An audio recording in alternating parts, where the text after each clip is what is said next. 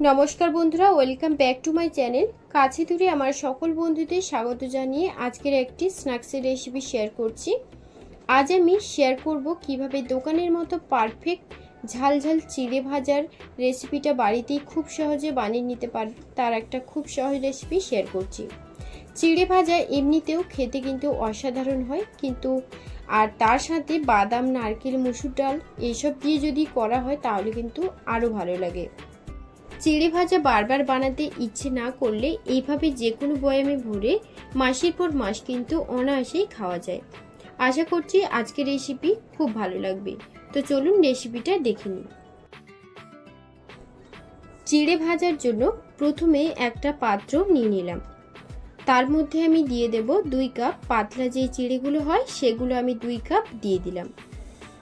শক্ত চিড়েটাও নিয়ে যায়, তবে চিড়ে ভাজার জন্য পাতলা চিড়েটাই কিন্তু ভালো হয়। আমি এখানে 2 কাপের মতো নিয়েছি, এর ওজনে আছে প্রায় 300 গ্রামের মতন। দেখুন চিড়েগুলো কতটা পাতলা, এই রকম চিড়েগুলো কিন্তু ভাজার জন্য একদম পারফেক্ট। এরপর এখানে নিয়েছি কিছুটা পরিমাণে কারি পাতা, আর নিয়েছি ভেজানো ছোলার ডাল, শুকনো লঙ্কা, চিনে বাদাম, নারকেল স্লাইস আর মসুর ডাল। এখন প্যানে বেশ কিছুটা দিয়ে দেব সাদা তেল মানে রিফাইন অয়েল, প্রায় 200 গ্রামের মতন তেলটা দিয়ে দিলাম। তেলটা কিন্তু খুব ভালো করে গরম করতে হবে। তারপর অল্প অল্প চিড়ে দিয়ে দেব। চিড়েটা দেওয়ার পর বেশিক্ষণ ভাজতে কিন্তু টাইম লাগে না, 30 সেকেন্ডের মতন চিড়েটাকে ভেজে নেব। 30 সেকেন্ডের মধ্যে চিড়েটা কিন্তু খুব ভালো করে ভাজা হয়ে যাবে। তো দেখুন চিড়েটা কিন্তু ভালো করে ভাজা হয়ে গেছে। এবার আমি একটা ঝাড়ার সাহায্যে চিড়েগুলোকে তেল ঝরিয়ে তুলে নেব। তুলে নেওয়ার পর একটা পাত্রে আমি চিড়েগুলোকে রেখে বাদবাকি যেই চিড়েগুলো আছে সেগুলোকেও আমি অল্প অল্প করে দিয়ে ভেজে নিচ্ছি। সেম প্রসেসে সব চিড়েগুলো একইবারে ভেজে নেব।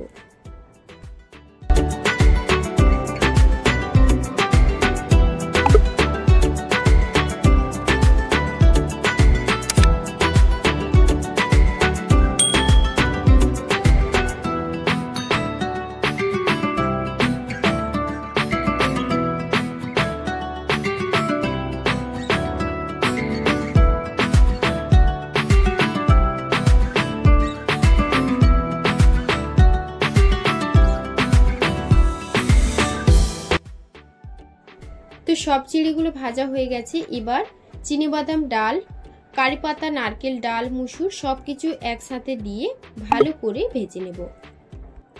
সবকিছু একসাথে তেলের মধ্যে দিয়ে দিলাম, এবার ভালো করে ভেজে নেব। আমি একসাথে দিয়ে ভেজে নিয়ে নিলাম, আপনারা আলাদা করেও ভেজে নিতে পারেন। 7 থেকে 8 মিনিট লো টু মিডিয়াম ফ্লেমে সবকিছু ভালো করে ভেজে নেব।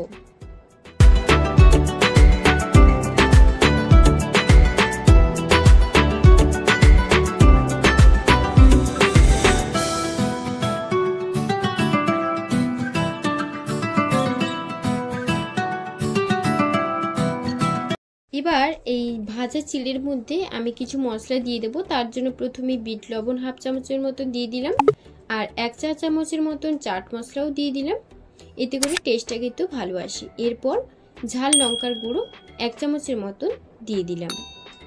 দেওয়ার পর প্রথমে একটু ভালো করে সবকিছু একসাথে মিশিয়ে নেব।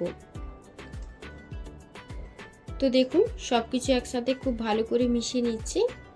তো মেশানো হয়ে গেলে এখন আমি যেই বাদাম নারকেল ডাল সবকিছু একসাথে ভেজে রেখেছিলাম সেটা আমি অল্প অল্প করে দিয়ে ভালো করে মিশিয়ে নেব। একটা শুকনো লঙ্কাও ভেঙে দিচ্ছি, এতে ঝালটা ভালো হবে, চিড়ে ভাজাটা খেতেও কিন্তু ভালো লাগবে, মানে ঝাল ঝাল হবে, খেতে কিন্তু অসাধারণ লাগে। তো এবার আমি 2 হাত দিয়ে একটু ভালো করে মিশিয়ে নিচ্ছি।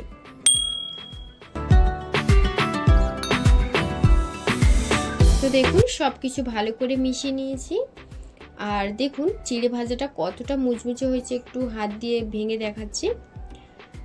তো দেখুন চিড়ে ভাজাগুলো কিন্তু একদম মচমচে হয়েছে, আর খেতেও কিন্তু ভীষণ সুন্দর লাগবে। আপনারা অবশ্যই একবার এইভাবে বাড়িতে ট্রাই করে দেখবেন, আশা করব খুব ভালো লাগবে। আর মাসের পর মাস কিভাবে রাখবেন, এই দেখুন এইভাবে একটা বয়ামে, যে কোনো বয়ামে ভরে মাসের পর মাস কিন্তু রেখে খাওয়া যেতে পারে। এইভাবে বেশ কিছুটা বানিয়ে আর যে কোনো কন্টেনারে ভরে রেখে কিন্তু খাওয়া যেতে পারে। এবার উপর দিয়ে কিছুটা পরিমাণে মোটা যে ঝুরি ভাজাগুলো হয় সেটা আমি উপর দিয়ে একটু দিয়ে দিলাম। আপনারা চাইলে দিতেও পারেন আর নাও দিতে পারেন। তারপর ভালো করে মিশিয়ে নিলেই চিড়ে ভাজাটা কিন্তু আমার একদম রেডি। আজকের রেসিপি আপনাদের কেমন লাগলো অবশ্যই কিন্তু আমাকে নিচে কমেন্ট বক্সে কমেন্টে জানাবেন। আর যদি রেসিপিগুলো ভালো লেগে থাকে তাহলে লাইক ও শেয়ার করতে ভুলবেন না। এবং নিত্য নতুন রেসিপিগুলো খুব সহজে দেখার জন্য মলি কিচেনটি সাবস্ক্রাইব করে রাখবেন। আজকের মতো ভিডিওটা এই পর্যন্ত।